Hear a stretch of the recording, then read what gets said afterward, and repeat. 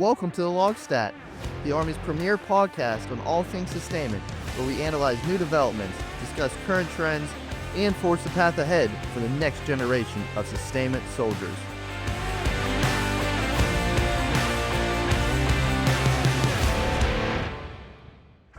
Hello everyone, welcome back to another episode of the LOGSTAT. I'm your host, Captain Garett Pyle. So excited to be bringing you another episode today, and this time we're going to be looking at what's happening at the Army Sustainment University. Now, we've had some prior episodes that we've already kind of went over. If you think back all the way, because thankfully, it's been over a year now since we've launched this podcast.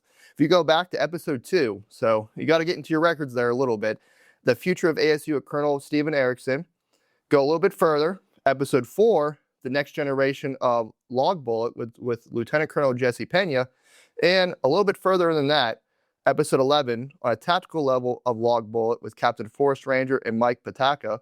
We've kind of talked about some of the changes that was happening here at the university, things that was happening here when it comes to logistics bullet, what was happening with lieutenants. So we kind of went through a lot of that.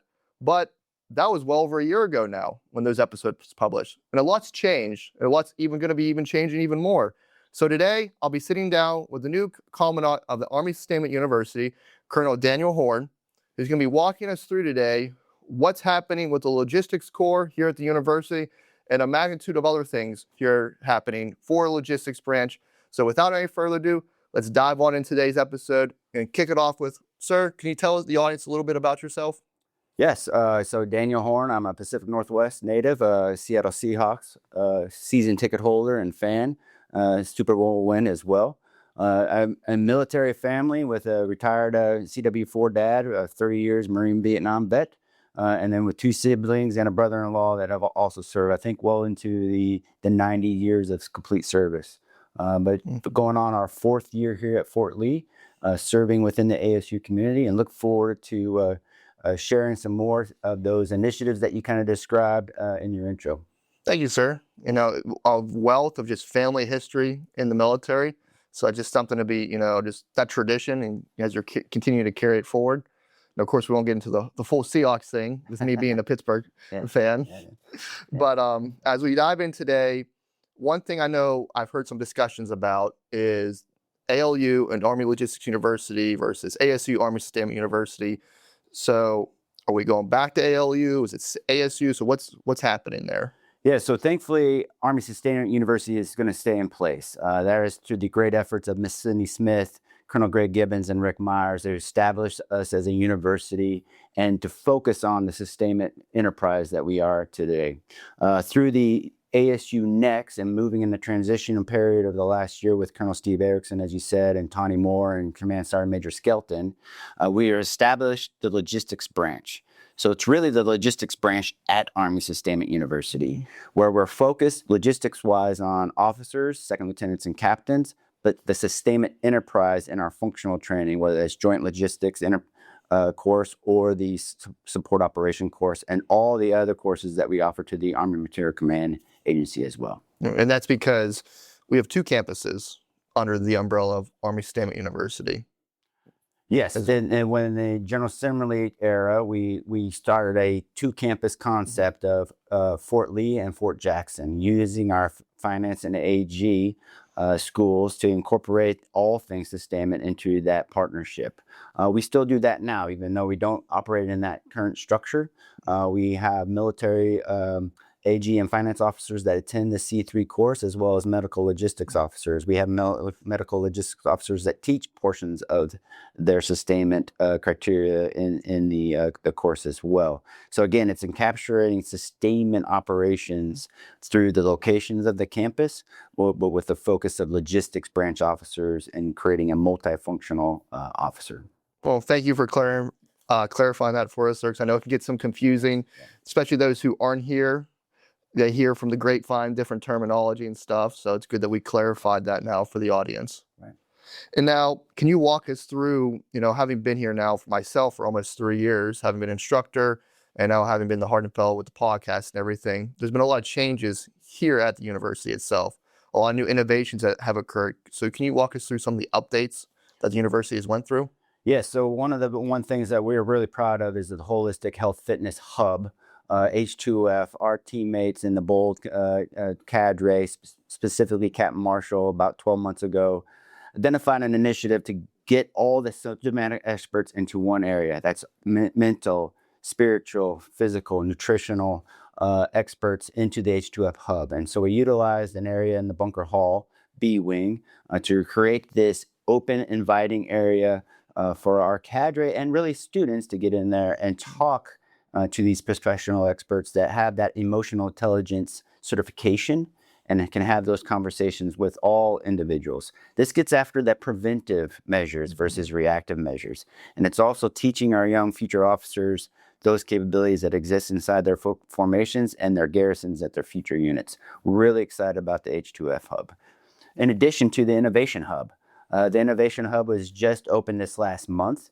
This Innovation Hub is really focused on the Captain Career Course, where we're looking at how do you reimagine the learning environment, that classroom environment that goes away from traditional methods of learning.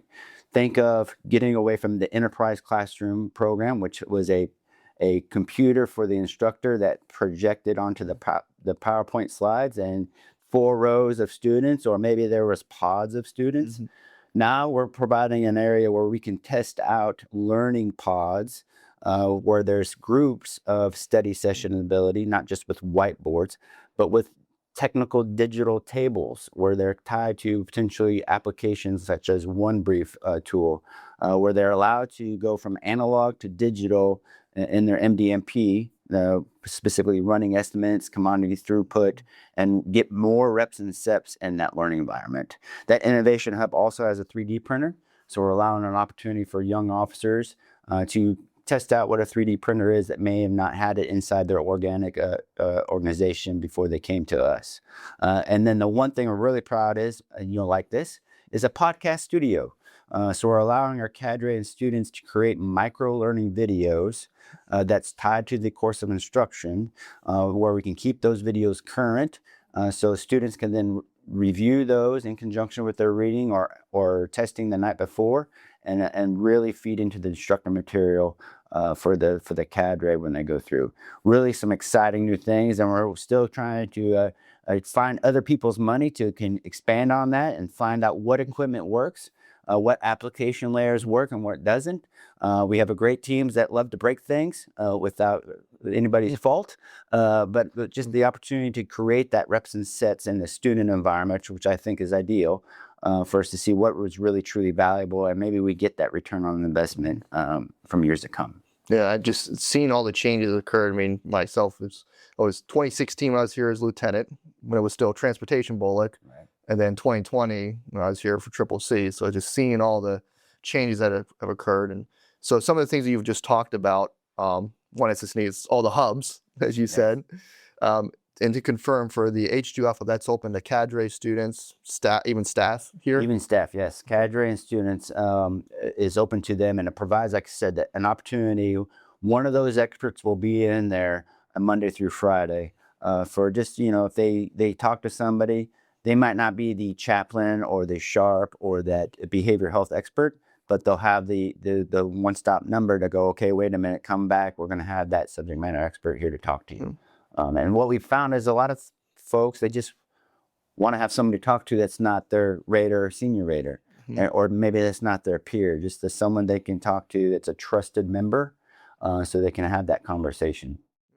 So for everyone out there, you're coming to the schoolhouse for anything like that, check out these new things that they have here. Like you said, it's available to you here on the campus up at Bunker Hall B Wing. Yes. So check it out. And we talked about the Innovation Hub. I mean, having that 3D printer is a very unique capability because it's exposing people to this type of technology where they can start to see, okay, what capability is this going to bring to my formation, if I'm able to get that technology. As we're continuing to expand advanced manufacturing across all the formations right now. It just gives the students a taste of it. Yes. And as you say, you get in there, you can see what it is, what it brings, what creativity you can have. So it's just a unique thing, as well as the digital tables now, people to brief off of. Right. Just makes you think when we're going to get to the point where it's like having holograms you see in all the sci-fi movies, just like. Yeah, we're close. Star Wars is right around the corner. But just getting our students here, accustomed to that, so they, just provides them to have a better understanding, as well as better briefing product.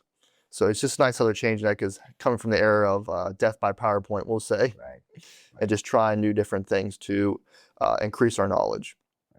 So there's a lot of things we kind of I know we're gonna get into more when it comes to the separate courses here, but I know there'll be a lot of people out there who wants to know about, okay, I've heard some things when it comes to the logistics branch. You know, we've starting to this past year really developed it into what it's going to be. The new insignias. I know there's a lot that I want to get into right now, but what has really happened with the logistics branch over the last year? What kind of major developments can you tell us about?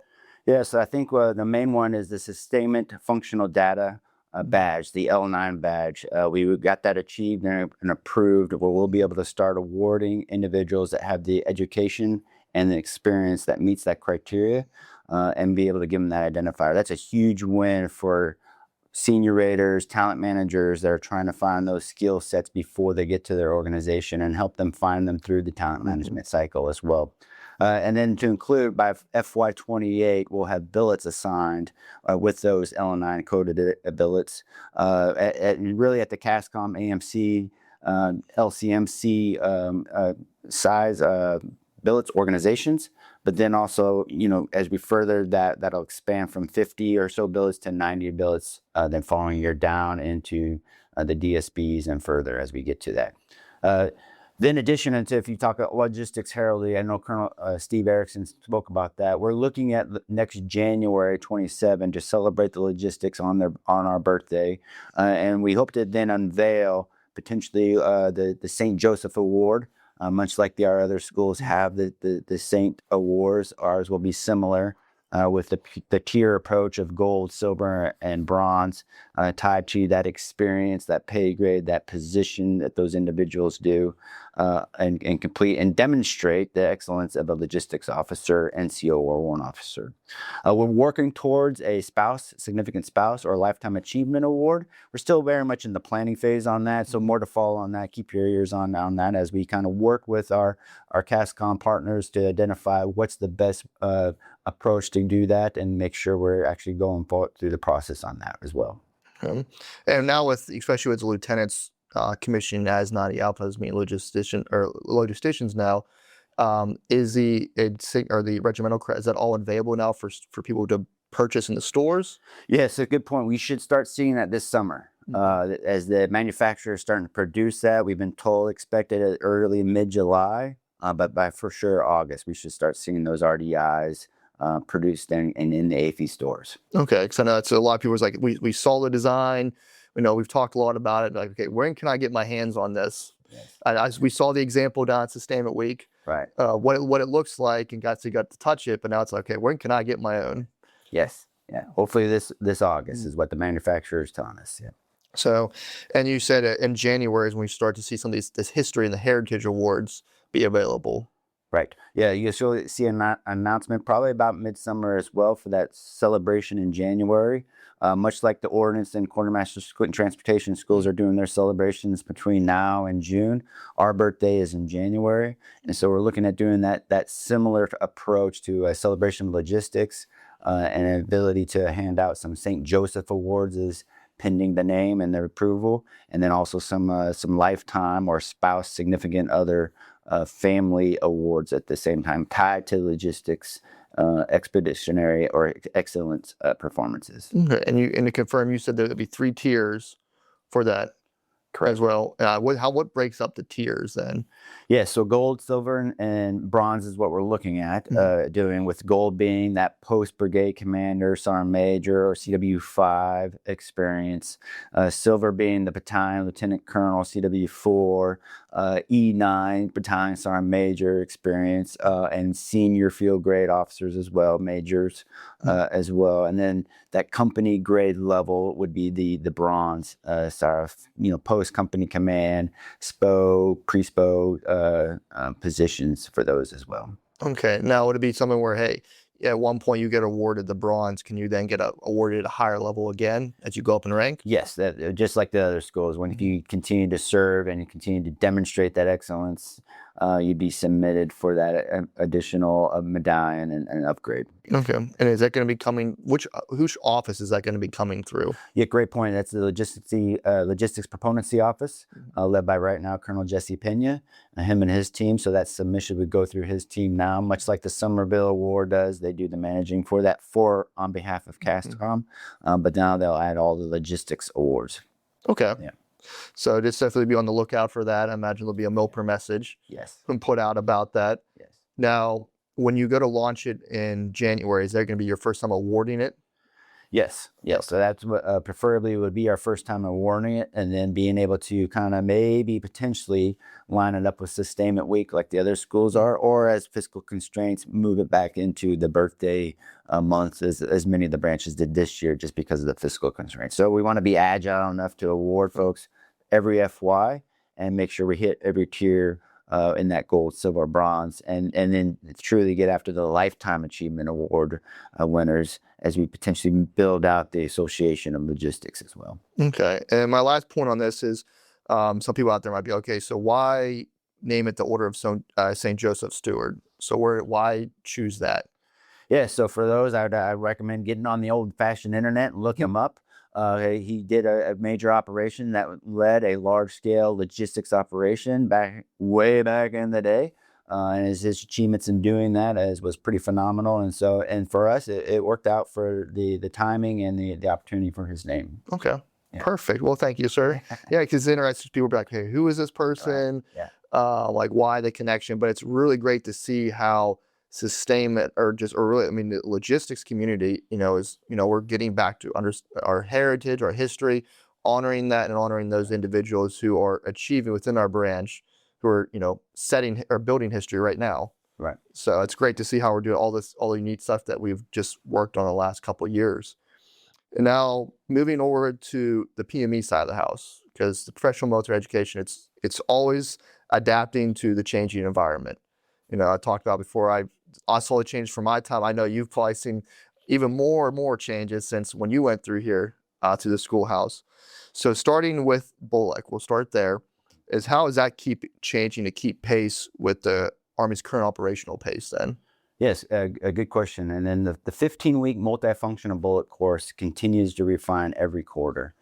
Fortunate enough, if you go back to the last Sustainment Week, we had a really good session with the brigade commanders, sitting brigade commanders, that helped us identify gaps and tasks that they expected their second lieutenants to do or be prepared to do when they got to their unit. We were able to take that feedback, and those feedbacks were tied to maintenance, supply, distro platoon leader, a little bit of H2F, and then understand an Indo-PACOM scenario. Those 5 things is what we looked at. How can we utilize the current 15-week structure to better enhance the current lesson plans inside those curriculum tied to maintenance, supply, and distro. What we determined is we were able to get out of the classroom, develop a learning program where this self-development inside the institutional and operational learning environment, the self-development was key. So giving them homework assignments tied to that curriculum the night before that were pretty rigorous. Not just reading 500 pages, but reviewing some of the videos, potentially going through and doing online courses where it's a test and assessment that prepares not just them, but their cadre member the next morning in that bucket of curriculum for, let's say, maintenance. So they do that review the night before. The next morning, they do their maintenance block of instruction. That block of instruction is no longer the 80 to 100 slide presentation. That is a review of the course material that quickly validates they understand the curriculum, but then moves right into a practical exercise where they are now doing sets and reps inside, whether that's tied to understanding of 5988, understanding GSS Army at their level, walking through what a maintenance motor pool walk looks like, how to run a maintenance meeting. That's all done in the classroom. But then that afternoon or that next day, they're actually heading to the motor pool. Thankfully, for our partners across the school are opening up their facilities, their areas, whether it's 54th with their motor pool, whether it's 508th with their distro platoon company capabilities, Ordnance Island allowing us to go walk through each and one of their sections of their maintenance capabilities over there, or even the quartermaster team opening up this supply SSA objective warehouse. allowing students to go and then see a motor pool for the first time, or see a SSA for the first time. And now that really enhances their learning, and really more importantly, the retaining of that information. It's also, we started incorporating NCOs and warrant officers during that out of classroom curriculum, really focusing on inviting those opportunities, those subject matter experts to embed themselves with our instructors. And we started doing that, kind of playing around with it over the last fall, but it wasn't until second quarter of this FY where we were able to set in stone what that 15 weeks looks like. Multifunctional, quartermaster, ordnance and transportation, supply, maintenance, and distro, and getting them out of the classroom. So much like our infantry BOLC partners, we're about 30% outside of the classroom. Even though they're at 19 weeks, we're at 15 weeks. We're about the 30% mark outside of the classroom, which is what we were targeted to through General Davis, to get out of the classroom, focus on field craft scenarios for us. And we looked at that, continue to look at that. Right now, we are not qualifying on the weapons range and not doing day or night land nav courses. That doesn't mean we don't do weapons familiarization, and that doesn't mean we don't do mounted navigation through scenario-based training. What that did was free up 5 days for that 5 days to be in the field of doing what I just said. Now it's another hands-on opportunity for supply, SSA warehouse, hasty in the field, maintenance operations in the field, and then further enhance their convoy operation, distro, platoon leader skills in the field, preparing them for the next 2 weeks while they're in the field, for the full-on FTX, where they spend the entire week overnight as an FSC platoon leader inside one of those buckets, rotating throughout in the field. Really good program progress where we're going. So a couple of things, of course, to unpack through that. So first is, so they're still going out to the field during that portion. They're just not doing weapons qualification or land nav. They're utilizing that time for, as you talked about, setting up an SSA, doing maintenance out in the field. Right. Okay. Yes. Right. Yeah. It's given us more reps and sets, what the brigade commanders, and then they confirmed this May for another great sustainment week, is just giving them more reps and sets to do what platoon leaders, second lieutenants should do and be aware of. And the only way to do that is to get away from those 80 PowerPoint slides out of the classroom. That Ferris Bueller instructor, fortunate we don't have any of those inside of our cadre. We have talented officers that were just waiting for that opportunity for our schools, brothers and sisters across this CASCOM footprint, to get us into their areas and allow us the opportunity to integrate NCOs and warrant officers. It's just now really getting into our blocking and tackling period. We're making sure the cadre understand what we're doing for this third quarter, and the next fourth quarter is going to be phenomenal, which is a great time to be phenomenal, because that is when our primary Compo 1 second lieutenants are coming to us here this summer. Okay. So on that, do you still do anything with unit movement operations, any UMO stuff? I know back in my day, it's funny to say now, but I know being on the transportation side, we did. Does the schoolhouse do anything with that at all? Yeah, so we have a good block of instruction on familiarization on all things UMO. It's about two days, right? But again, it really ties to that multifunctional officer to be prepared on knowing where to go for if I am tagged as an additional duty UMO officer. So a great initiative that we've had that helps with that is the Bring Your Own Device.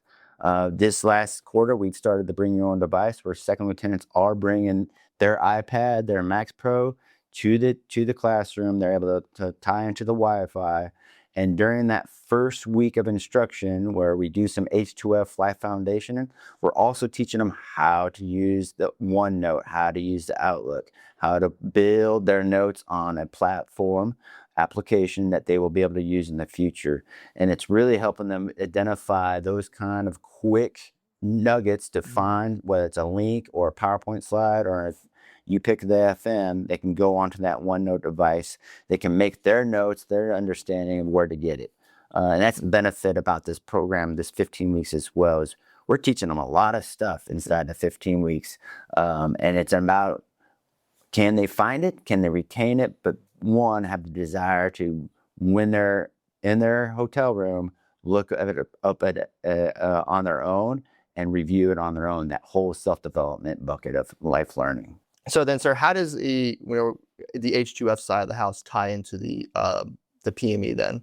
Yes, and for specifically the BOLC students. So now we have a deliberate week 1 foundational training that's not just in processing, financing, and make sure the ID cards are good. It goes right into H2F learning life foundational training, where we have blocks of instruction that are in round robin style, smaller groups with those subject matter experts that I described before, behavior health, chaplain, sharp, and they go, and cadre, and they go in those smaller groups and they do some vignettes. They do scenario-based training again that allows the cadre to pick up on those emotional intelligence indicators, where they can maybe pull a soldier aside and say, hey, how's it going? What's going on? So they have that opportunity. It allows us to, many of us need to reflect back and think, where were we when we were 23 years old and we moved away from home for the first time, paid our bills for the first time, maybe had a relationship thing going that was going, maybe had a significant life and emotional thing or a loss or a birth that was going on. Was there anybody there to kind of give us some tidbits other than our parents who are a phone call away? Now what we're doing is showcasing that here in that first week, giving them that, here's the foundational life stuff that you should know, tasks that you should know before you move on in 15 weeks. Good for the soldier, but then good as leaders. Now they understand the significant life stuff that takes over your platoon leader time that first 90 days when you walk in and you're expected to be the expert in finance, relationships, let alone troop leaving procedures. So it's a great initiative, and it's a great, like I said, a great team of teams down there that are really expanding that opportunity for us in the second lieutenants. Yeah, because so we can all look back at our role as a platoon leader, company commanders, you as battalion commanders. Like, you wear a lot more hats than just, as you said, the company. Like, you were, as a counselor, you're giving feedback and exposing the lieutenants to this program now while they're in schoolhouse will enable them to how to utilize this program while there is a platoon leader or whatever the role they're going for. Right. It's not they just show up the installation, be like, hey, we have this cool thing called H2F. Like, okay, that's nice. But they have no idea what it is. And then they don't use it, right, and use it as a leader, because it's not just, of course, helping themselves, but how can they, when they're leading soldiers, to be able to utilize these things that it's offered across all these installations. Right. So it's really good that we have that here, as we talked about at the beginning, having the facility here now that can really get them hands-on. So it's a nice thing to see how that's all rotating together. Right. So, understanding, like, with everything with BOLC, if I'm a brand new second lieutenant coming here to the career corps, or coming here to BOLC, what should I expect when it comes to the physical side? Yes, be prepared, physically fit from day one. We do the AFT that first week, and that is a course requirement. We followed in with a 4x36, 4-mile runs in 36 minutes for a course requirement score. And then we do the 12-mile ruck march for a score as well. So 3 very physical activities combined with Monday through Friday, a pretty deliberate physical Monday through Friday routine. We have, again, going back to the H2F team, they are focusing on building wherever your physical fitness is at, building up to it, but also teaching the second lieutenants the exercises tied to the cross-functional fitness that feeds the AFT. Fortunate for the CASCOM team, they've increased our Beaver Fit capabilities for our second lieutenants. So anywhere we have 300 or so that are out there, Monday through Friday, you'll see them road marching. You'll see them on the Beaver Fits. You'll see them getting muddy and dirty on the grass, and really pushing each other to achieve those goals in all things fitness. Okay, so you said the AFT is at the beginning. When is the 4-mile run in 36 minutes, mess that up. Yeah. And then the 12-mile ruck. When do those fall? Yeah, I think the 4x36 is week 6, and the 12-mile ruck run is week 9, which that is good because it leads into the increased field time as well for them, where there is a lot of endurance required, marching, just staying in the field craft environment from week 10 through week 14. Okay. Yeah. So now that we kind of get a good understanding now of the BOLC side of the house, let's change gears now to the captain side. How is the Captain's Career Corps changing themselves to match the Army's new current pace? Yes, that's a good question. So Cabin Career Course has done a phenomenal job using the quarterly department reviews, where each quarter they look at their lesson plans and validate, are they connected with the RStruct, but also connected with transformation and contact, modern day in stride changes that are going on in the Army. And fortunate for us, we have a great teammates over there in the training and integration department, the TID, who would come over twice a month and showcase our cadre and our students what that terms of reference, what those MTO changes are, what those platforms are, lessons learned from the CTC rotations as well. And they're able to ensure our lesson plans are up to date as we go through. You're also seeing data-driven captains. The captains have to do a week-long data course for a score while they're here. There is multiple practical exercises tied to data. You pick the commodity, you pick that running estimate. They build towards the analog approach. They do the stubby pencil math, Post-its on the whiteboard. They figure out how do they do it before they jump into where I say the application layer, where it does a little bit of AI human integration for them. So they have to understand how it's built before they move into that next. And that's just so critical, because you got to be able to, I think, and sometimes we lose sight of this very heavy technology-driven world that we're living in right now, is we can become so reliant on it. And now we see some people who, like, if they don't have the computer or a calculator, they're like, I can't do basic math anymore. So how critical it is that these students are learning, say, hey, you need to be able to do it by analog, because anything could happen. Your system can go down for many different, your generator dies, or you lose your signal, whatever it is, you still need to be able to do the mission, get through your running estimates. And if you don't have the technology to do it, you need to be able to do it by hand. Right. So it's really good that that's part of that curriculum, and they have to be able to do it like that. Right. So now they're being, you're talking about data driven. Is that changing when it comes to the ICOS now? Because I know it's everyone, I know all the post career course people hear ICOS and they all twitched a little bit, right. But is that changing that? Yes, we're an individual concept of support 2.0. So we're working with that data-driven table, and the application layer right now is OneBrief. We're using some AI tools where in the past ICOS 1.0 was PowerPoints and Excel spreadsheets, and that student getting their way through the PowerPoint slides, but not really getting an opportunity to really showcase their comprehension of running estimates, decision points, risks, solutions, challenges inside that concept support.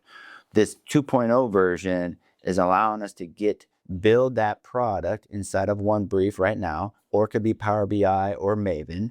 We're agile enough to work with either as we're going through the course, but then it allows that student to go through and the instructor just pause and then allow them to understand why they're coming to that decision of that resupply or an ability to resupply, because again, it goes back to that analog math. Specifically, we see that a lot with the fuel consumption or requirements that just doesn't add up. But they can quickly see that and then allow them to comprehend and display that knowledge for them. It's giving them more reps and sets. The key with ICOS 2.0 is to allow us, no matter what application layer that we are using, the lesson plans are agile enough and that application layer is intuitive enough where that understanding during Common Core of how to work, I like to say it's not BCS3 or CPOF like. It is quicker and agile, more like your Amazon application for those that buy stuff off Amazon. It's quicker to put those commodities in, devise solution sets to how you can achieve, whether it's a routing or it's a resupply or an MTO change or task force change. You can do all that. But then, like I said, the cadres is spending more time allowing that students to showcase their comprehension. And we just did an ICOS 2.0 pilot this last course that went through, and really had some both positive engagements from the cadre and the student. And yeah, we had a couple gaps that we're going to work on and continue to see, okay, how do we build off those during the course of instruction before the actual ICOS. Right. And then for the training environment, we've switched to the Indo-PACOM. Is that correct? That is correct, yes. We've been in Indo-PACOM scenario with C3 for probably 24 months now. What that's allowed us to do is not really focus on the actual engagement on land, but really go back operational strategically and find out, okay, because of the island chain, how is our understanding of what will operational strategic sustainment organizations support that tactical operation, and at least giving them some familiarization on the strategic partners that they need to know of, besides a defense logistics agency type deal. The ones out there say, okay, good, we're out of Atropia now. Correct. Yes. We've been there so long in the training environment. Right. So for all the senior leaders out there, they're listening to this right now. Okay, I'm hearing the changes with the curriculum for lieutenants and for captains, seeing the new things that's happening in the logistics branch. And they're going to ask themselves, okay, what does that mean for me? What can I expect of if I get a brand new second lieutenant, I get a brand new captain to my formation? What can I expect from these soldiers? Yeah, great question, because I think as we talked with the brigade commanders last week, it was understanding of what were they expecting from that, and what we call the return on investment for those soldiers. I think what you'll see, and again, I'm not going to speak for the student, but there should be confidence in going to their new unit. That confidence that they can be part of the team, a value-added member, one that can go and find the data, provide solution sets, but not just solution sets, showcase, like I said before, the risks, the challenges, decision points, and multiple solution sets to allow that commander decision points, and that time and space to make the decisions. That's what you should see and should be expecting of both the second lieutenants and those captains. Understanding of data-driven decisions, value-added members, students that are physically fit, as I said. With the second lieutenants, they are really just trying to find that leader to follow. And they are willing and able to go earn those badges, airborne, air assault, ranger, more than ever before. They want to be challenged. They want to follow that leader that's also wants to challenge them. And I think the same can be said for the captains. They are excited to be company commanders, but they want to follow somebody that shows them how to do it the right way. So just be aware of that. As I say with the students, they're always being assessed. Leaders out there, you are also being assessed. They are watching your every move because they want to be exactly like you when they grow up. And on your point there, sir, like on the second lieutenant side of the house, I think having the integration with the other units here on the installation and getting that hands-on with the NCOs out there is bridging that gap, getting them, hey, this is a subject matter expert. You need to rely on your NCO counterpart, because especially when they get teamed up with a sergeant first class or so, like this is someone who's going to give you a lot of knowledge, a lot of wisdom there, and getting that understanding. But I was like, hey, this is how you work with an NCO. So starting there, I think it's a great opportunity. It's going to really pay dividends going forward. Yeah, it allows them to have an opportunity to have a conversation with an NCO before they have a conversation with their first platoon, right? It gives them that, like, oh, this is a real face-to-face how it should work. And it's been great feedback, and I appreciate, again, on behalf of the schools that are doing that, Ordnance, Quartermaster Transportation, that are allowing us that opportunity, because that NCO has that valid feedback of saying, hey, signs that you should see or feel or know when the response is like this. You know, signs that you should know or be comfortable with when they're doing these actions. And the same goes with the warrant officers. Again, great appreciation for those individuals who are just kind of stepping up, and when the time and schedules allow, are just embedding themselves with their instructors. Perfect. Yeah. Now, we've talked a lot today about a lot of great topics. Is there anything we missed today that you wanted to highlight for the community?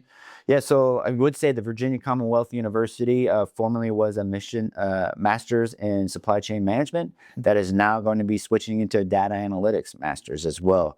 Another feeder into the L9 position, as we talked about earlier. It's a great opportunity for those talented young officers to get their school paid for and then feed right into a broadening opportunity here at CASCOM, maybe somewhere else in the future, but here at CASCOM, where you can then utilize that understanding of supply chain management and data analytics, feeding real world problems, whether at CASCOM or here at Army Sustainment University. Yeah, and for those out there, go back to another one of our early episodes.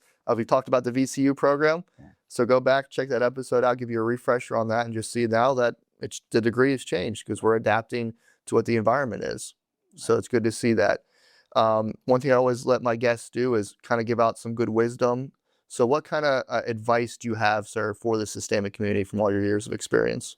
Yeah, so the senior leaders and really junior leaders out there is AI is a part of us. It's not taking our jobs away, but it should be human integrated. So understand what AI can do, and then how do you incorporate it into your day-to-day lives, your day-to-day tasks. What can it do for you with human integration, and what can it do to enhance your brainstorming for those innovative, creative ideas? There are so many capabilities out there in the Gemini AI world that are allowing you to produce slides, produce decisions, produce risk-informed decisions through the use of AI that's deliberately, once you know where that data is coming from, valuable and added. It doesn't mean it's doing it without human integration. I have to stomp my foot on that quite a bit for those who are afraid to get into AI.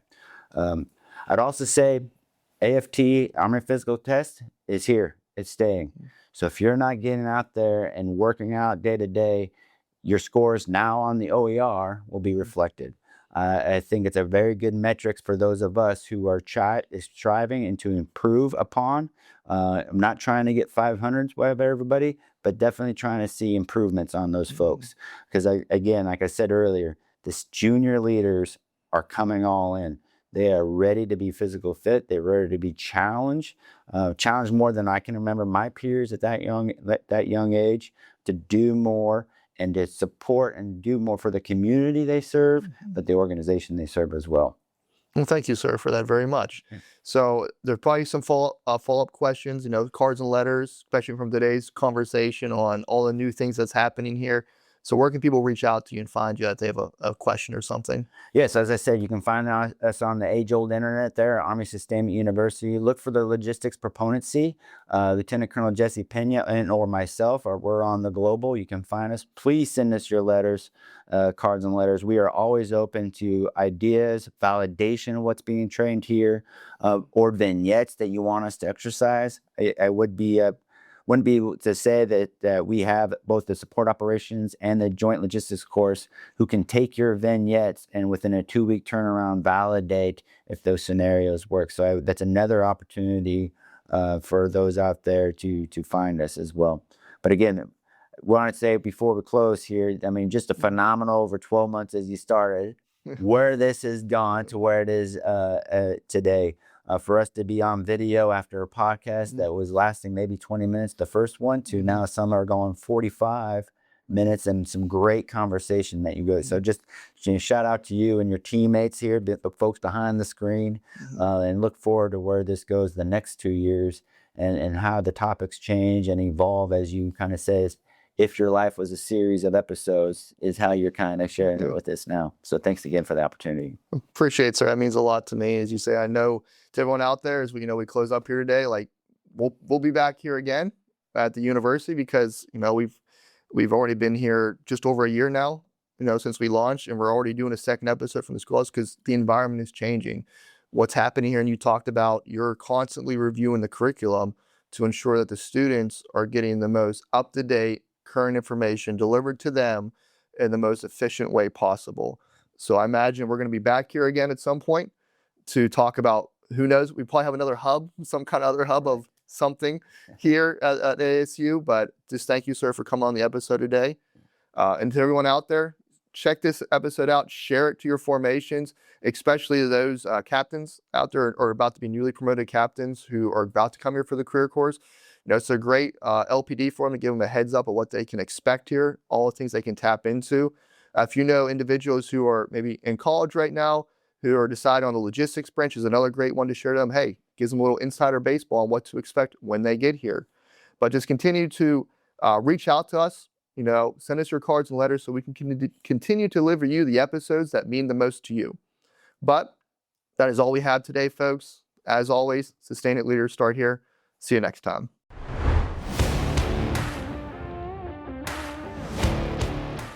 Thank you for listening to another episode of the LOGSTAT. We hope you enjoyed today's conversation. Please share this episode across your formation and leave us a review.